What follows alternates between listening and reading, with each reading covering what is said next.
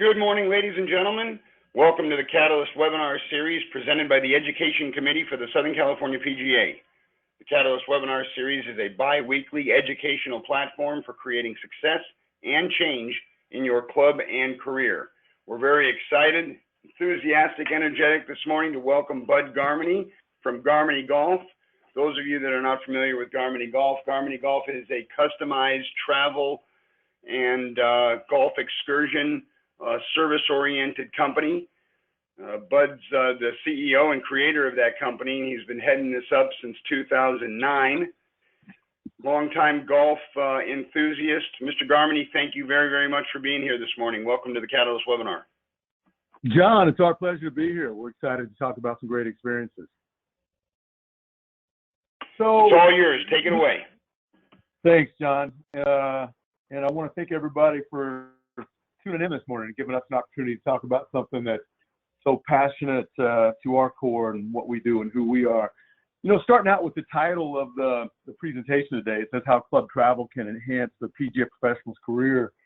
I mean, you know, we're kind of biased, but in doing this 11 plus years, you know, one of the commonalities that we've seen with PGA professionals that are successful, and look, there are lots of different definitions of successful. There's financial success and, you know, prestige awards and all of that. But what I really consider success is somebody who just really enjoys what they do. And you can see it in the passion that they bring to the work every day. And one of the commonalities that we've seen is PGA professionals that travel with their members. And we'll get into this a little bit later, but we just think that the clubs that we see that travel with their PGA professional, whether the PGA professional travels with them or arranges the travel, there's just a bond and a strength in a membership and the rapport in the membership that we think exceeds, you know, clubs that don't participate in experiences like that. So again, we're kind of biased, but we really think that this can really add to a PGA professional's arsenal and help them build a stronger club and a stronger membership.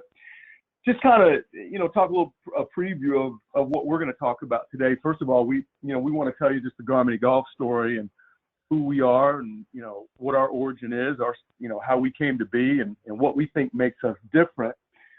And then, you know, we want to jump right into travel in the post-COVID-19 world. You know, we didn't want to bury the lead. Obviously, you know, the game is going to change a little bit in the world, but in particular sectors, and travel is one of those that certainly, you know, is going to change. So we're going to, you know, talk about that right out of the gate.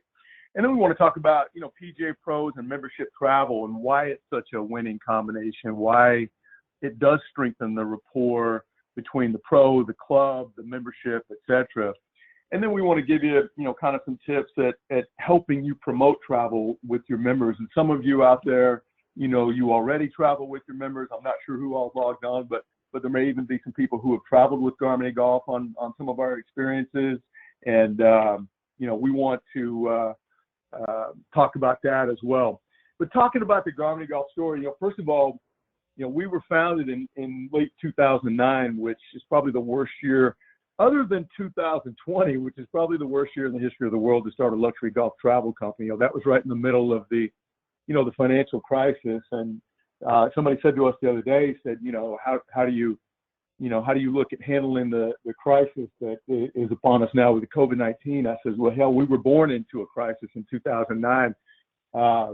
You know, but at that point, the one thing that we knew is that if we were going to thrive and be successful, let alone survive, that, you know, we needed to focus on a couple of different things. And that was unique experiences and world-class guest service. A little bit, you know, a little something different about our culture. And, you know, we don't have customers and clients. We have guests. We don't create trips and tours. We create experiences. We don't have vendors and suppliers. We have business partners. And it's funny, in the beginning when we used that, you know, a lot of people said, well, you know, Bud, that's just vernacular and that's just, you know, nomenclature. And I said, well, maybe, but here's the deal. It begins in the way that you think about it.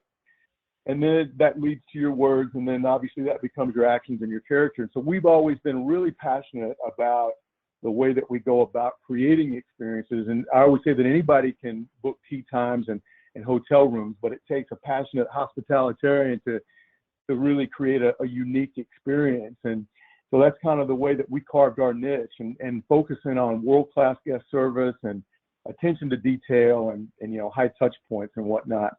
For the first couple years, we really only did domestic experiences, doing unique destinations like Whitefish, Montana, Scottsdale, Arizona, going to, spring training. And really that was kind of our core focus. And then in 2011, we branched out and started doing international experiences. And of course, now 11 years later, we send guests, PGA professionals and clubs all over the world, from Scotland and Ireland, England, Spain, South Africa, Australia, New Zealand, France, Italy.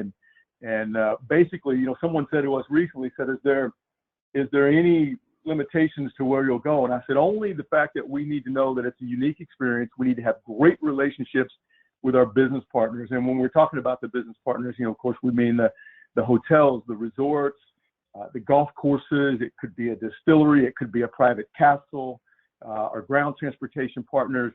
We really think our strength in creating those experiences is having, fantastic relationships.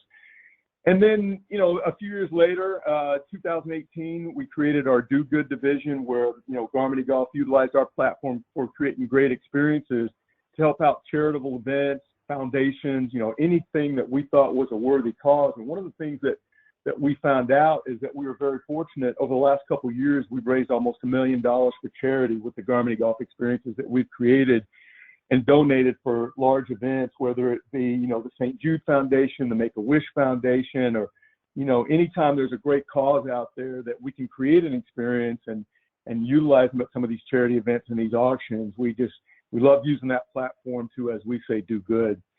And then the last part of our business that has developed over the last few years is managing big events and productions. And, we started out with the Garmany Golf Pebble Beach Pro-Am in 2017. And we just had our 4th annual Garmany Golf Pebble Beach Pro-Am this past January.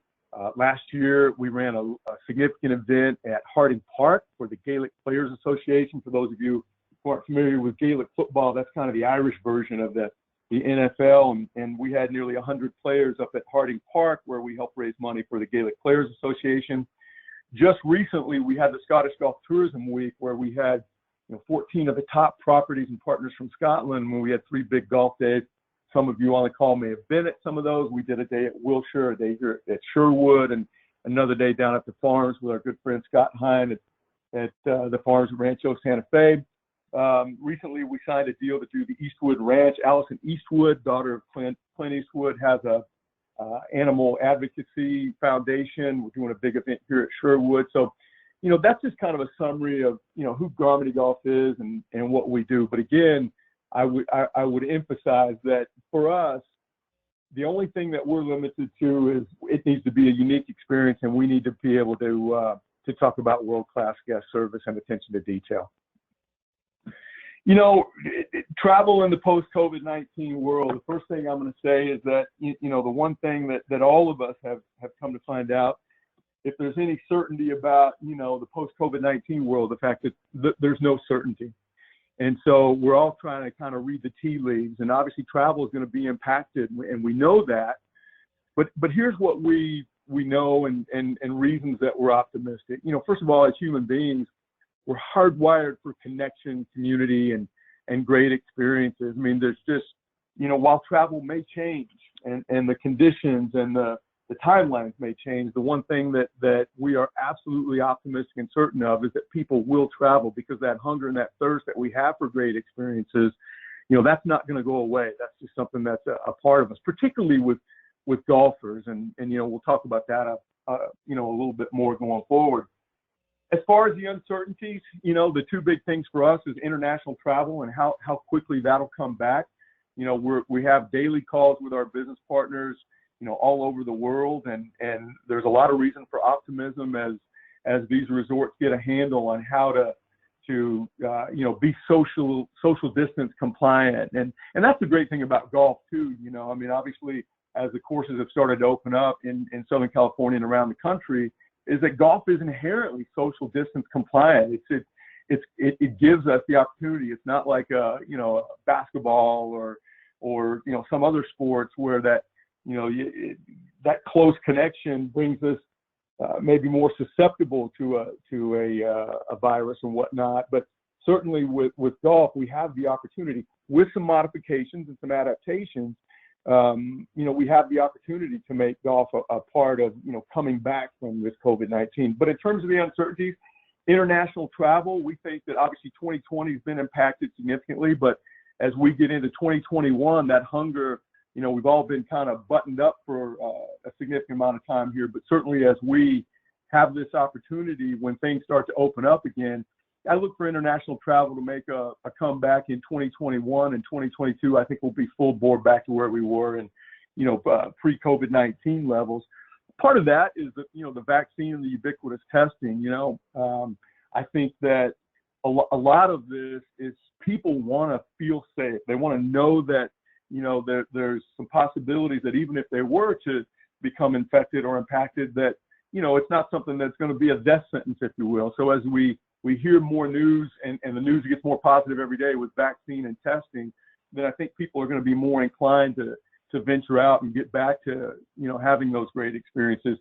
Frankly, I think that over the next 6 months to 18 months, you're going to see domestic travel. I think that people are, again, we're buttoned up. We've got a lot of pent up energy. And, I was talking to Ryan Kennedy from Rustic Canyon the other day. He said they're doing somewhere around 300 rounds a day, and the tee sheet's booked for the next 2 or 3 weeks. And I think that speaks to the thirst and the energy that, that golfers that we have, that we just want to get out there. And so I think as soon as some of these restrictions are lifted, as they continue to be, you're going to see domestic experiences, maybe a little bit more local in the beginning, but, then some cross-country stuff. And then obviously the international experiences will again start to come back. In terms of the types of experiences, I think initially what you'll see some smaller, more exclusive, more private. We've had groups as many as 60, 70 in the past. I think that it'll take a little bit while for that to come back, but I think that initially you'll see smaller groups. So when I say smaller groups, 8, 12, these kind of groups. You may also see initially, you may not see people flocking to the resorts in the way. You may see some private housing, and we make use of a lot of private estates around the world and in the United States, and I think you'll see that start to make a comeback maybe a little bit sooner than some of the big resorts. But really, what we're all waiting for is that just the narrative to make people feel safe. We're talking with a lot of our business partners, and they're implementing procedures and processes and certifications that show the measures that the hotels, the golf courses, et cetera, are taking to ensure that people are safe. And, I think that's a big part of it. It's how we feel. And if we're made to feel safe, we already got the hunger for the experience. If we feel like we're going to be safe when we're traveling on these experiences, then I think we'll see them start to come back sooner rather than later. Hey, Bud. Can you allude on some of the specific measures that you will be taking in terms of keeping people safe? Yeah, one of the things that we're doing is we're talking to the hotels, John, and the golf courses, and we're asking, what measures are you implementing, to ensure that, whether it's sanitization or just, just basic levels of cleanliness. And some of the stuff that, we're talking with our partners, whether it be at Pebble Beach or Sea Island or Keel Island, the Kohler resorts, and obviously as well as internationally. And all of them are kind of working with hotel and resort associations to develop these sanitization processes. And it's how many times, they're increasing the number of times that a room is cleaned each day, whether it's installing HEPA filters. Every door is cleaned X number of, every doorknob is cleaned X number of times per day. The carts are being sanitized, certified as being sanitized and safe. And obviously this is an evolving situation. And I think you're going to see, processes in place 6 months from now that we wouldn't have dreamed of. But I think that it will continue to evolve. And again, I don't want to downplay the COVID-19. Obviously it's a very serious situation, but I think that a lot of it is the narrative. People just want to know that they're being made to feel safe. And as these resorts start to implement these measures, and they'll communicate those. And that's part of our role as a tour operator, is that, we've got a dossier of all of the resorts, and we're communicating with these guys on a daily basis to to ensure that we're being kept abreast of exactly what it is they're doing, and we're going to communicate that to our PGA professionals. This resort has updated their processes and procedures in this way, and and then that gives you the opportunity to talk to your members, and again, that narrative of just ensuring that they feel safe. In terms of the benefit to the PGA professional of building travel with your membership, the first and foremost, that I talked about this in the beginning, the clubs that we've seen, whether they be ultra private clubs or even whether they be public golf course, resort properties, etc. The memberships that have the strongest bond, the commonality that we've always noticed is that these are folks that travel together. It could be gentlemen's experiences. It could be couples experiences. We've got a lot of clubs who put together ladies experiences. They've got hybrids. But the bottom line is that travel, particularly when the PGA is traveling with the membership, there are bonds that establish. I think it was I can't remember exactly. It might have been Scott Hines said to me once. He said, when you're traveling with a member on an experience, he said, over the course of 7 or 8 days, I spend more time with that member in that 7 or 8 days than I'll see that member at the club over the course of 2 or 3 years. In that time, that's when those bonds are forged and strengthened, and those relationships that are so important to you as a PGA professional, that's when those relationships are enhanced. And by the way, a lot of the members that travel, these are typically the centers of influences at the club, whether it be a board president, a club champion, or just somebody who is, an influential advocate for the club and for the pro. These are the opportunities that you just don't get on an everyday basis as you're doing your job at the club. You got to remember that, when you're going on these experiences, you're not just playing golf, you're spending time on a coach, going back and forth from the golf course. You're breaking bread, you're having great meals and wine pairing dinners. It may be a visit to a distillery or a private dinner at a castle in Scotland.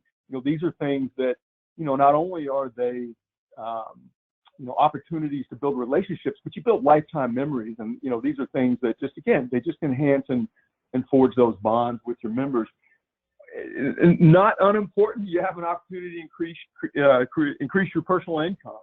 We have a prize fund, and the prize funds vary, but the prize funds typically are paid on a per guest basis, and it could be anywhere from as much as $50 to $200 per guest that signs up for an experience, and that's a prize fund that's to be used at the PGA professional's discretion.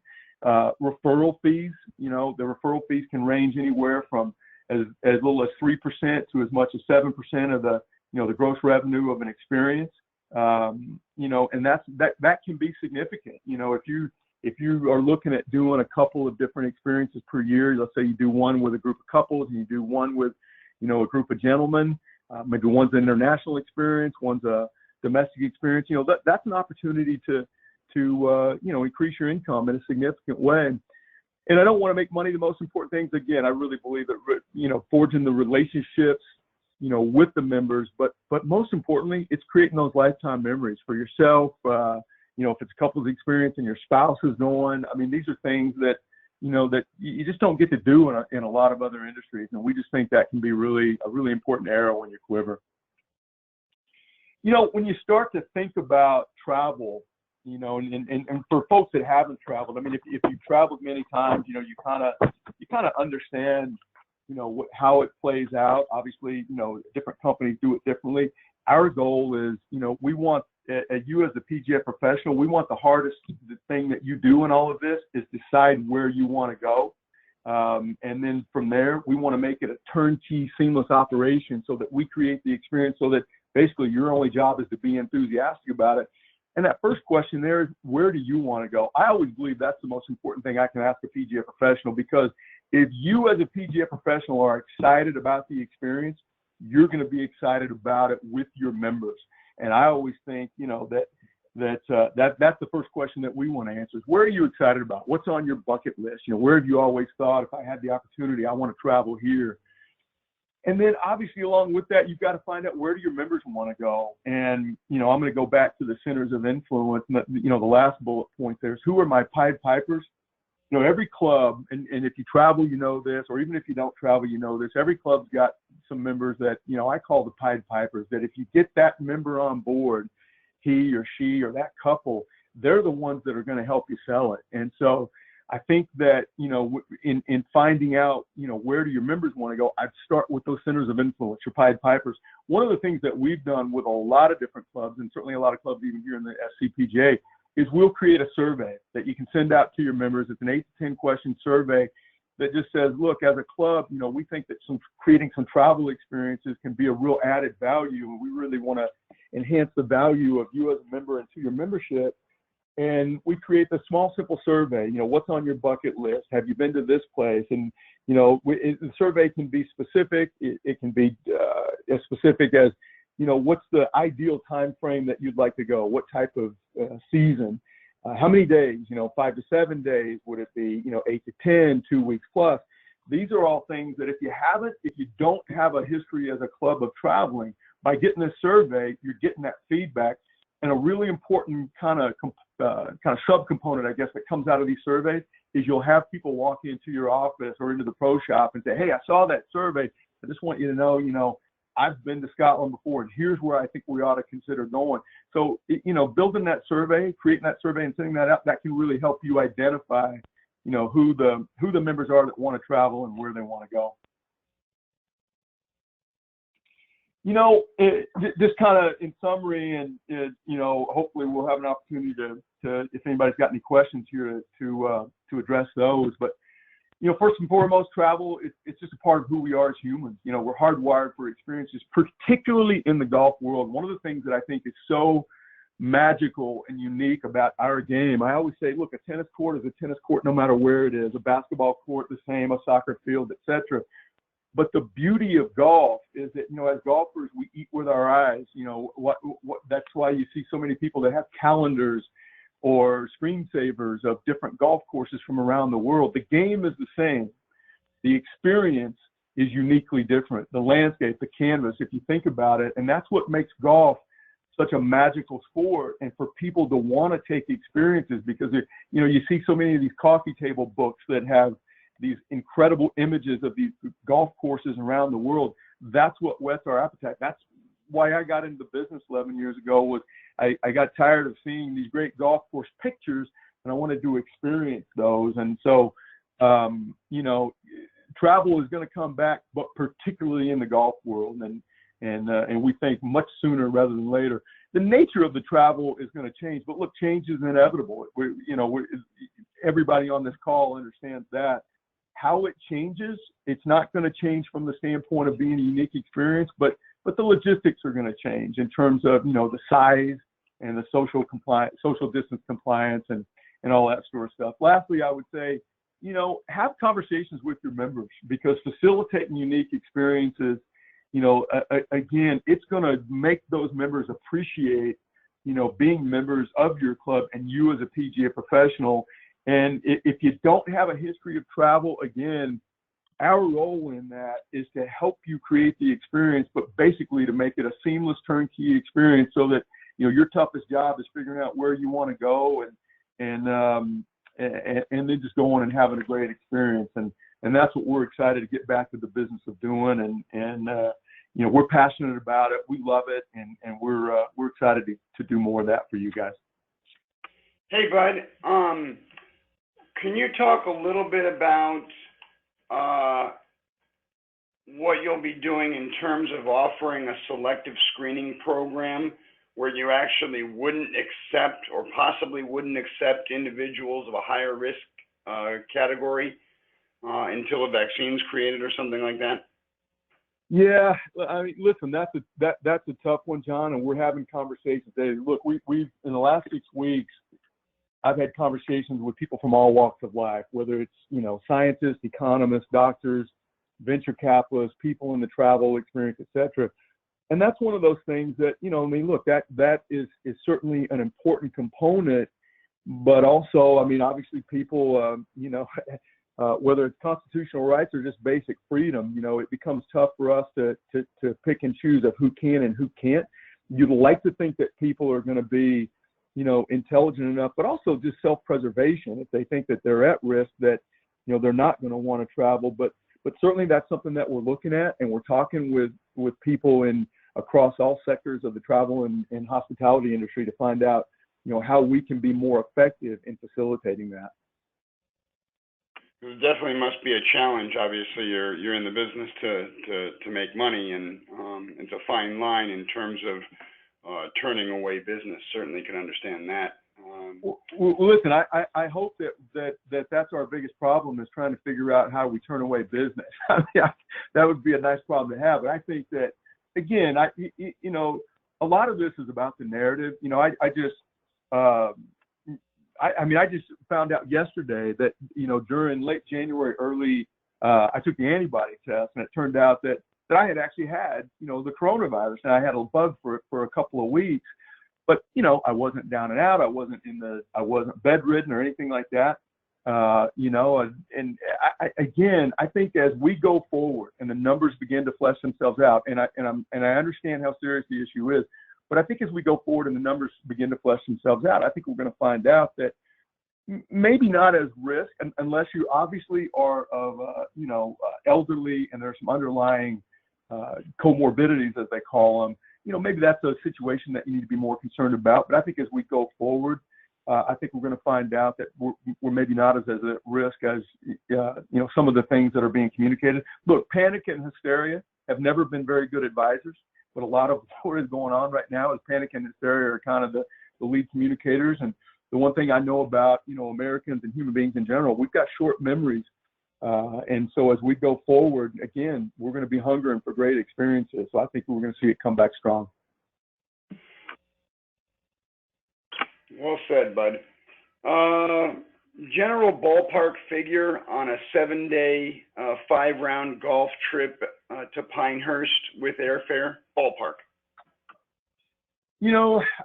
It's always dangerous for me. I always tell people, look, if I'm going to throw out a number, please write it down in pencil. Don't write it down in pen, because the experience can be shaped uniquely different, right? Does someone want 5-star accommodations? Do they want wine pairing dinners? Do they want first-class airfare included? Do they want dinners every single night, or do they just want an opening dinner and a finale dinner? So, do they want to play 36 holes a day? Do they want the caddies included? And that's, by the way, that's one of the great things about Garmany Golf, is we don't do cookie cutter experiences. Every experience that we create is, we sit down with the PGA professional once he or she has had the communications with the members, and we create the experience that is uniquely fitted to that pro and their members, right? But if you ask me, put a gun to my head and said, look, give me a number for an experience like you just described, I'm probably going to say in the neighborhood of the mid 3,000s. I think most of the attendees on the call are going to find that to be a surprisingly low number, because everything starts when we're putting together trips like this and groups like this at our clubs. It always starts with a basic idea or concept of what are we looking for and how much are we looking to pay, and everything kind of goes from there. Can you talk a little bit about, certainly here at the club level, we're looking at how we're going to drive revenue going forward in terms of offering private events, weddings and such, and still maintain social distancing. Obviously, if you got less people that you're going to be able to accommodate, the name of the game is going to be probably to charge more and ensure a safe and more higher end experience. Can you talk about Garmany Golf's plan, or even if you have looked at this yet, in terms of offering trips for groups that are 2, 4, 6, 8, under that 10 number, to ensure the social distancing exists within the group that you're taking? Yeah, great question, John. Look, I think within reason, any number of people can be engineered to be socially distant compliant. I'm in conversation with our chief of staff, Lauren Moy. We're putting together a group for Bandon Dunes. I had some guys approach me literally in the last several days and said, look, man, we heard Bandon Dunes is opening next week. We're ready to go. And so we're looking at, okay, well, what kind of group can we put together? Now, in this particular case, they said we want to stay at some private homes, because obviously they're itching to get out and have an experience, but they also are mindful of being, safe and a little bit on the conservative side. So rather than stay at the resort, they want some private homes. So we're looking at it and saying, okay, well, let's say we get 2 or 3 private homes. How many people can we fit in that situation and still maintain social distance compliant and good health and safety measures, right? And so is that number 12? Is that number 16? It all depends on the space, right? I mean, the smaller the home, obviously the golf courses, I mean, if those of you have been to Bandon, I'm sure there's many people on this call, the golf courses, you're not going to have an issue. But the other thing that they're thinking is if food is only going to be available on a takeaway basis, do they really want to just take it back to the room at the resort, or would they rather go back to the home, or maybe they bring a chef in and do some catered meals? But that's one of the things that we're looking at on our event side. To your question, John, is that, we had some pretty big events planned. Well, obviously those events probably won't be as big in number, whereas some of these fundraising events that we are scheduled to produce and manage, before it might have been 80 to 100 players. Now you might be looking at, somewhere between 50 and 70 players. So the number's certainly going to be downsized. I was talking with a good friend of mine the other day who owns a sound production studio in Hollywood, and he does the Emmys and the Golden Globes and those sorts of events. And he said that those events are still going to go on. You're just going to be you're going to see different spacing. So obviously, you won't have as many attendees, and you'll see where it used to be a table of 12, it might be a table of 6. So these are the things that are going to change. And again, it's an evolving situation, but certainly these events are still going to go forward. It's just a necessity that they will, but obviously with a different landscape. For the PGA professionals putting this together, a lot of the motivation, if you're going to go on a trip with your members, ideally you want to pay as close to nothing as possible.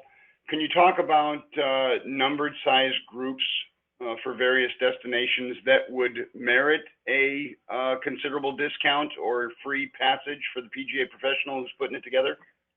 Yeah, absolutely. I mean, first and foremost, John, our goal is that the PGA professional never come out of their pocket for a penny, and in fact, they're able to, actually have a little revenue stream because they've created the travel. But a good rule of thumb in the past has been that for every 7 paid guests, there's 1 hosted complimentary spot for the PGA professional.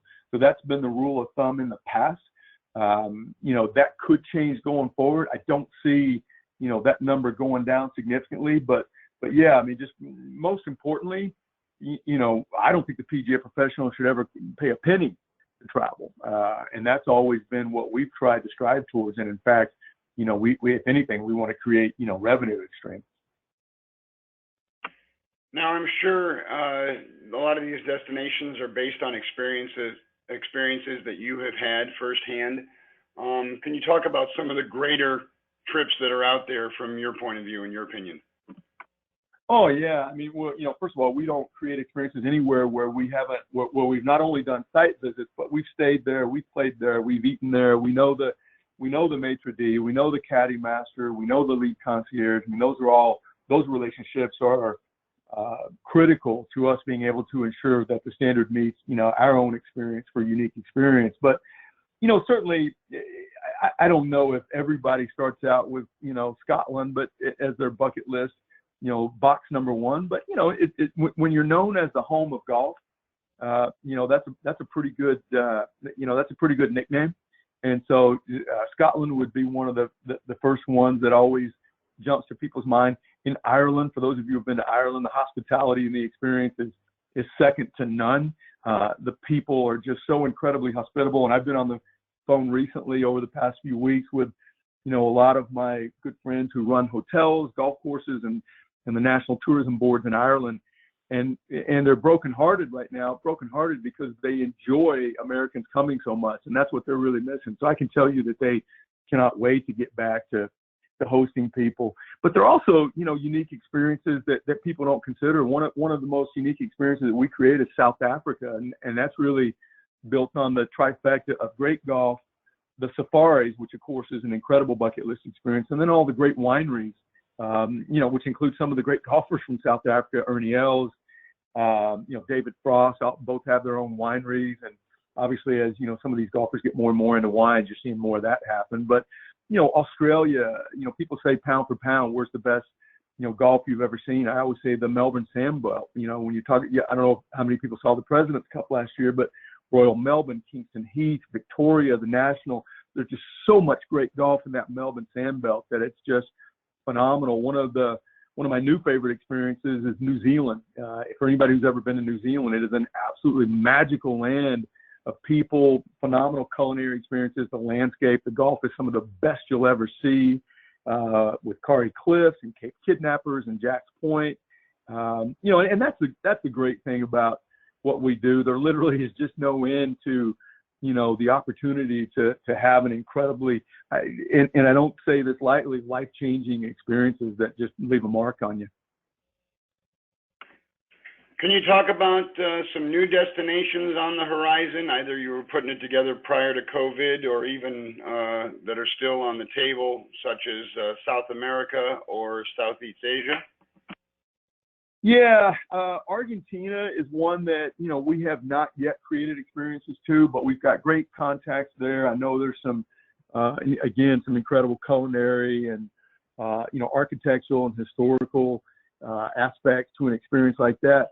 But, in terms of new experiences, 90% of what we've done in the past, at least over the past 6-7 years, has been international experiences. But going forward, and these aren't new experiences to us and these aren't new destinations, but they're just destinations that we haven't driven a lot of business to. But I think that's going to change over the next 12 to 18 months. People always ask me, what's your favorite place? What's your favorite experience in the United States? We did an experience for, Clint Eastwood's club a few years back, 12, 13 couples. And we did, I think it was 3 nights at Kiowa Island and 3 nights at Sea Island. Now, these aren't resorts that are new experiences, but they're not resorts that we have created a lot of experiences to, because people are always looking for the international experience. But again, the opportunity to go back to some of these incredible places like Kiowa Island. I mean, I don't know who on the call has been to Kiowa Island, but the ocean course there, which obviously has hosted Ryder Cups and PGA Championships, one of the best golf courses in America.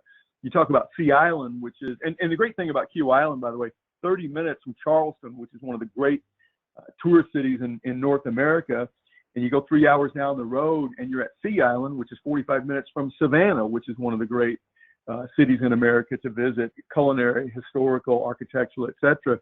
Sea Island is an absolutely phenomenal resort. Kohler, Wisconsin, obviously Mr. Kohler does things in a 6-star world-class way, hosted Ryder Cups again and PGA Championships. Sand Valley, one of the new resorts out in Wisconsin. There's some incredible experiences in Montana, Whitefish, Missoula, Bozeman. You talk about, great culinary experiences. Some of the best meals I've ever had have been in Montana, the great golf, Glacier National Park, fly fishing. These aren't new experiences to us, John, but when you talk about experiences that we're going to create in big numbers over the next year to 18 months, those are destinations that we're really excited to drive more business to, as people look more, at least in the immediate future, people look more towards domestic experience versus international. Is there a screening to make sure that the people going on the travel are actually members of the club? Look, I'm sorry, go ahead. No, that's it. Do you have a screening process in place? Look, that's at the discretion of the PGA professional. I mean, we always say, look, this is your experience. What do you want it to look like? I mean, we always start with that. Let's create the vision for the experience. Where is it? When is it? And then obviously, who is it? But we have had cases where, because there were, whether it was members that might be looking at joining the club, or if it's a public facility where, the experience is made up of members from different clubs. And by the way, those are great opportunities to build relationships. That's one of the things I didn't talk about earlier as well. Not only do relationships get fostered between the PGA professional and the members, but a lot of times you'll see members travel together on these experiences that didn't previously know each other, and all of a sudden, they build not just new friendships, but lifelong friendships. So, I would say there are some cases where, a pro will say, we want to keep this experience to just members of our club. There are other times where, let's say, for example, if it's a couple experience, there'll be 5 or 6 couples that'll get on board for the experience, and 1 or 2 of the couples may bring couples that are members of a neighboring club. So that's a great opportunity to expand kind of the awareness of the club and kind of the circle, if you will. Can you talk about the different destinations in terms of catering to couples versus guys trips, and which places way better than others? Yeah, look, I mean, you can create a great couples experience anywhere, right? But there are obviously some destinations that lend themselves more to couples experiences, than others. And I don't want to box destinations in as being only for guys or only for women or only for couples. But one example of that might be, I look at Australia and New Zealand. And again, I say this with a little bit of caution, but I think New Zealand is an amazing couples experience. I think the Melbourne Sandbelt is a phenomenal guys golfers experience. They're basically, it's walking. They don't do a lot of buggies, as they call them in Australia, in that Melbourne Sandbelt courses. Here's kind of a distinction between couples experience and guys experience. Couples experience, let's take a typical 8 to 10 day couples experience. You might have as few as 3 or 4 rounds of golf, right? But the experience is made up more of culinary experiences, cultural experiences, cultural tours, historical tours, etc. And that's a significant component of the couples experiences, right? Whereas guys, and again, not to paint with a broad brush, but they just tend to be more about golf, 36 a day, or at least golf every day. But certainly, the Kiwa Island and the Sea Island experience that I talked about a moment ago, that's a phenomenal couples experience because of the fact that you've got only not great golf in Kiwa and Sea Island both, but you've got 2 great cities in America, Charleston and Savannah, that you could go there for a week, never play a round of golf, and come back and have an unbelievable experience. But again, any destination can be shaped, by and large, any destination can be shaped to be a couple's experience, a gentleman's experience, or a ladies only experience. On a personal level, can you talk a little bit about what you were doing prior to 2009 in Garmany Golf? Yeah, people said, well, were you in the golf business before? And I was. I did an interview recently on a station, and they said, were you always involved in golf? I said, look, I grew up in East Nashville, Tennessee. It was kind of a rough neighborhood. In my neighborhood, if you wore golf clothes, you got beat up. And so I played sports, but I didn't play golf until I was 20 years old, and immediately it was just immediate love affair. And I noticed that over the ensuing 20 plus years, that the people that I had the best relationships were golfers, and a lot of them became PGA professionals, and it wasn't by design, it was just by happenstance. It just seemed like the PGA professionals always were the best storytellers. They always had the best time, and the 19th hole became just something where I just loved the culture and the energy of it. And so I'd been in the solar energy business for 14 years, and prior to 2009, and as I was bought out from that business, I had to decide what I was going to do with the rest of my life. And so I hadn't ticked any of the bucket list boxes that were my own boxes, and so I took a solo journey to Scotland in late 2008, and I'll never forget it. I was standing on the first tee of the old course, and it was almost like a religious experience, this place that I'd seen in so many books and seen on television, and seen the great Open Championships that have been played there. And as I stood on that first tee at the old course, I got this overwhelming feeling that whatever I was going to do with the rest of my life was going to have something to do with golf. And so I came back and I sat down with a good friend of mine who was a PGA professional, and talked about what I wanted. I wanted to do something in the world of golf, and obviously I was in an age where I didn't want to necessarily go back and become a PGA professional, or we went through all the litany of different things that he could do. And he said, well, what about golf travel? And I said, well, what's that? He said, well, you put together groups, and you send them around the world, and he said sometimes you even get to go with them. And I thought, wow, you could get paid to do that. And lo and behold, 9 months later, we birthed Garmany Golf, paying no attention to the fact that we were in the middle of the significant global financial crisis. And in fact, I'm pretty sure my own mother told me I was an idiot for the first year. But we found that people were passionate about this, and the one thing that we could do was create these experiences, and people would come home and say, wow, that was one of the coolest things I've ever done in my life. And by the way, we're talking about people who've kind of been there and done that, high achievers and people of means. And so to be able to create these kind of experiences that leave a mark on them, it was something that was a game changer for us.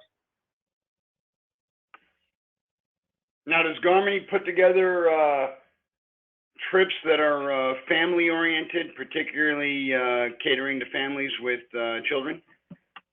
We've done that many times, actually. One gentleman comes to mind.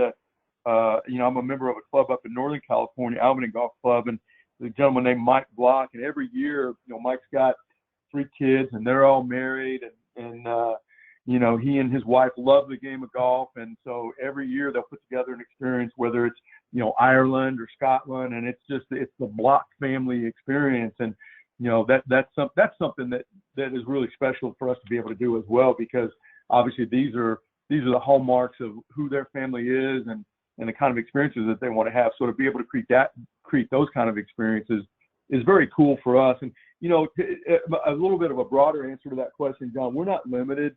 People say, what's the smallest group you've ever had? 1. What's the largest group you've ever had? 100.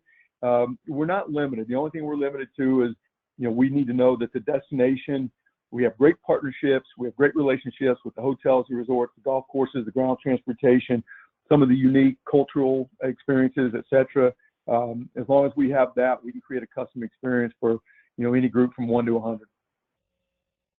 Speaking of groups of 100, do you guys go to the Masters? We do. Yeah, the Masters is a unique experience. I could spend a whole 1-hour call on the Masters and how to take people to the Masters. It's definitely a unique experience. There's no primary market for badges. It's all secondary market. So in that sense, it's a little bit of a risky deal. Unfortunately, there are some horror stories about people that have bought stuff online and only to find out that they didn't have authentic badges. And with the situation that, again, there's no primary market for it. It's all secondary market. So we actually spent 3 years kind of studying the Masters and that experience before we were comfortable that we had aligned ourselves with the right people and knew the right people in Augusta to be able to create that kind of experience. And by the way, I'm sure there's many people on the call that on the webinar here that have been to the Masters, but it's an experience, not to coin a TV phrase, but like no other. It's the one thing that no matter how much you hype up going to the Masters, it will exceed whatever expectations you've set. It's that cool. Okay, well, Mr. Garmany, it looks like that are all the questions that we have for this morning's Catalyst. I'd like to thank you for your time and expertise and sharing. Wanted to remind everybody, we've got a little bit of change in curriculum. For everybody that's on the Catalyst webinar right now on the live broadcast, we are no longer going to require the quiz to get the 1 MSR credit for attending. So if you're actually live on this call, you already have the MSR.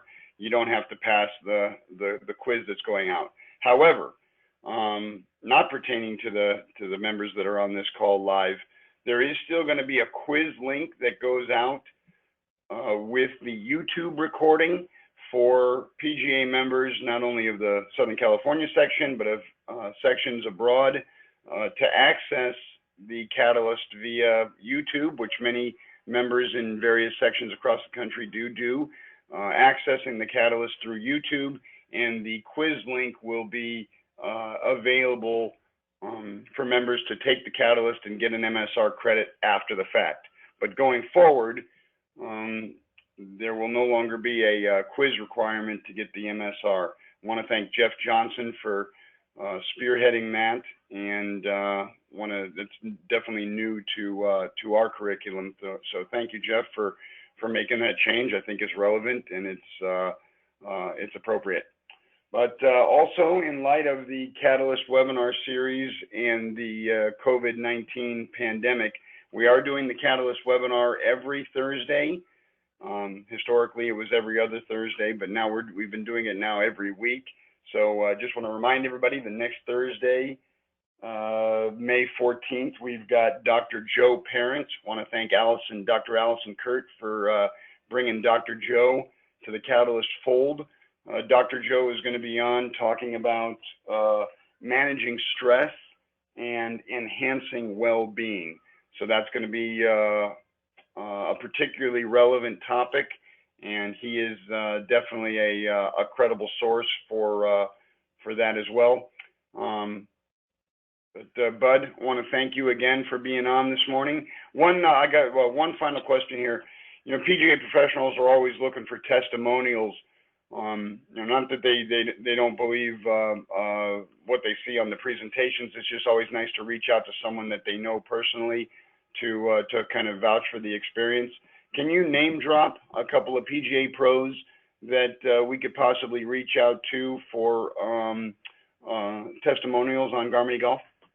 Well, we love to name drop stuff like that, John. Absolutely. You know, Scott Hine down at the Farms, Mark Wilson over at Oakmont, Rick Riley at Wilshire Country Club. I mean, I could go on and on and on, but certainly if you want to just reach out, you know, to me, my email is bud@garmanygolf.com. You know, certainly we can provide you with a long list of PGA professionals around the country that have traveled with us, and would be happy to do that. And also, Bud, just to make it easier for the attendees to reach out to you, when I throw out the YouTube link and the quiz link, which is not required for the live attendees, I'll have Bud's email in the to line along with my own, so the members on the call have access to reaching out to you conveniently. Thank you very much, Bud, for your time. Attendees, thank you very, very much for being on the Catalyst and supporting the Catalyst webinar series. Have a great day, everybody. Stay safe, stay sane. Thanks, everybody.